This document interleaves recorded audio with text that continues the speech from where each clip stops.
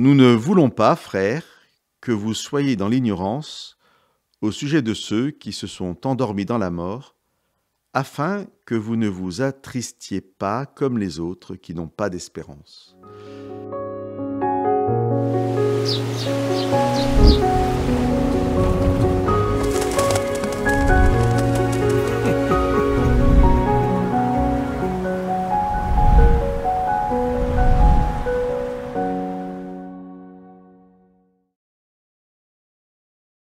Dans la deuxième partie du chapitre 4 de la première lettre aux Thessaloniciens, le but de Paul est de réconforter, de soutenir cette jeune Église qui se pose des questions au sujet de la mort. Au début de sa lettre, Paul loue la foi de cette Église.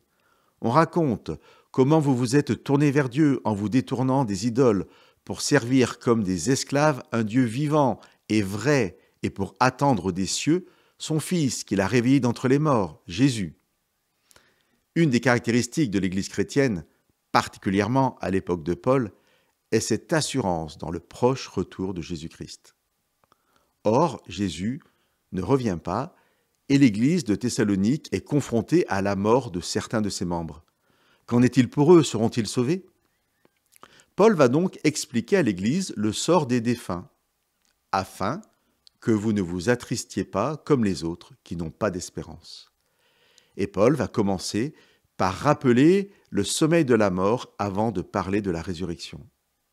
Cependant, certains vont lire le texte de Paul en disant qu'il parle seulement des corps qui dorment alors que les esprits des croyants seraient déjà auprès de Dieu. Ces personnes disent qu'au retour de Jésus, les esprits redescendraient dans les corps pour la résurrection, indépendamment du fait que la Bible ne dise jamais cela. J'aimerais faire appel ici à un argument logique. Il me semble évident que Paul, pour rassurer ces nouveaux croyants, va leur présenter non seulement la vérité, ça c'est une évidence, mais l'ensemble de la vérité, celle qui les soutiendra sans rien omettre de ce qui pourrait les secourir. Si la présence en esprit des personnes auprès de Dieu était une réalité à leur mort, pourquoi ne pas le dire? Pourquoi ne pas rassurer les croyants en leur disant « Ne vous inquiétez pas, les esprits des morts sont auprès de Dieu ». Non, Paul réconforte ses amis en leur rappelant l'état de ceux qui sont morts, un sommeil, jusqu'au retour de Jésus-Christ, puis au moment du retour, la résurrection. Je vous lis les versets 15 et 16 de ce même chapitre 4. Soyons nous aussi encouragés par ces paroles inspirées.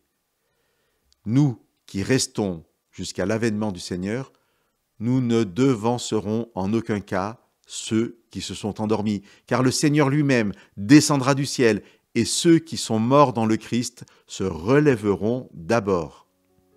Chers amis, que Dieu nous bénisse dans l'espérance de la résurrection.